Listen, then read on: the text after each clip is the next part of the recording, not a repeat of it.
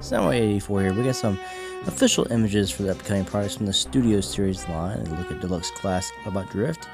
I just kind of wish they would do these triple changers as actual triple changers instead of just, here's his helicopter mode, here's his car mode. Same for a dropkick. We already got the helicopter, now we got the car. And of course we're getting more to make that big huge movie Bayverse Devastator. Then of course Decepticon KSI Boss is just a retooling of Nitro Zeus. And this one I really can't wait to get. The Voyager Class Optimus Prime from the Bumblebee movie. And he looks badass. Then we got Leader Class Optimus Prime from Dark of the Moon. Comes with his trailer. The trailer actually comes to his weapon station like it did in Dark of the Moon when he gets that to fight the driller from Shockwave at the very beginning. Moving on to Siege Line. Up for order now. It's not pre-order. You can actually just order this. I don't know if it's sold out at the time I put this video up. But you can get their G2 styling of Siege Megatron. Now this isn't really for me, but for people who are into the G2, then it's for you. It's pretty much just a straight up repaint of what we've already got. Moving into the Micro Masters, here is Caliburst. And he looks pretty good. I do like his blast effect. It's something different. He's got a little swirly, twisty pattern going on there. It made a cool weapon to have. Then we have Autobot Micromaster Smashdown. It apparently turns into a hammer. It can be wielded by a Thor or an Autobot. And I do like the blast effect. You saw you can use when it actually hits another Transformer. It'd be kind of cool. Then we got Deluxe Class Red Alert, which is just straight up repaint of Sideswipe with a different weapon. His light bar becomes like a battle axe.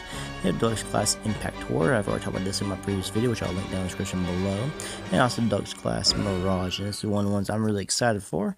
I like the straight up G1 redoing of Mirage. And the Voyager Class Thundercracker, I'm one for the Seekers. Starscream, Thundercracker, Skywarp, give them to me all day long. And there he is holding Caliburst. Moving on to one of the other ones I'm super stoked for, Voyager Class Springer. Now, I sold my Thrilling 30 Springer and I kind of regretted it, but now I don't so much. To me, it's the perfect representation of a G1 Springer updated with modern articulation and technology. And I want to run again a Triple Changer Sandstorm out of this mold, this retooling of it. Coming as Commander Class Jetfire. I don't know why this says Deluxe Class. These are official images and they screw that up. But he has his battle armor, which can look more like the G1 Jetfire. And then, of course, vehicle mode is like good cartoon representation. I've already gone over this with another video, which I will link down in the description below. And he also has a lot of different features. He is big. When he's in jet mode, he can have a place where you can hang Deluxe figures to deploy them. He has his weapons, which are very G1-esque. He's got this neat little fist thing. When his fist is closed, he has his 5mm port to peg his weapon in. But as you open his fist up, the port goes into his wrist, and it's no longer visible. And so you can have his hand open without that sitting there. And that is a unique bit of work. Also, he has a Decepticon logo and the Autobot logo. There's a little panel there on his chest. You can flip it around so you can be good or you can be bad, however you want it. Moving on, we have the Titan Class Omega Supreme. Now, you look at his face sculpt in this little fish picture, it looks awkward, but honestly, his face sculpt is really good. It almost reminds me of the DX9's Gabriel face sculpt. Good mix made of that with their fans' toys. But he is huge, only about 2 feet tall. You can see him there next to Jetfire in his big phallic-shaped rocket, which actually makes me jealous and a little intimidated, I guess. But he looks good.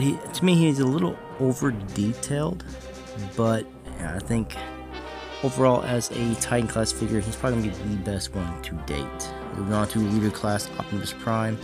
I'm not really excited for this figure. It's just a retooling of the current Ultra Magnus to fit in with the past Transformers. It's not G1. Like I lean more to G1. So, but this is where the IDW comics are coming out, and they're sort of basing their Optimus Prime off of this one. If you've seen the artwork for the comic books, while it's appealing to some, it's not really appealing to me. That's probably one I will skip unless I see it in stores and it just strikes my fancy.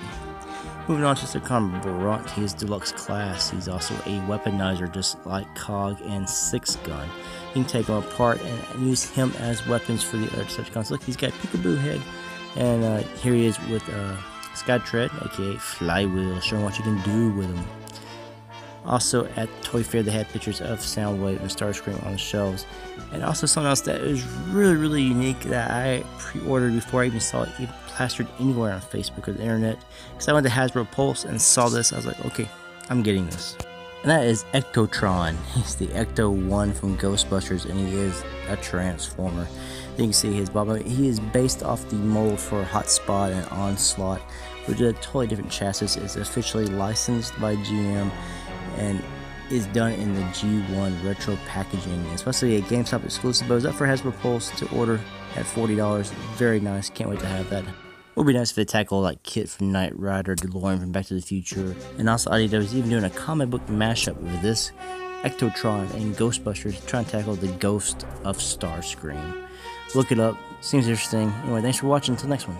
Peace out.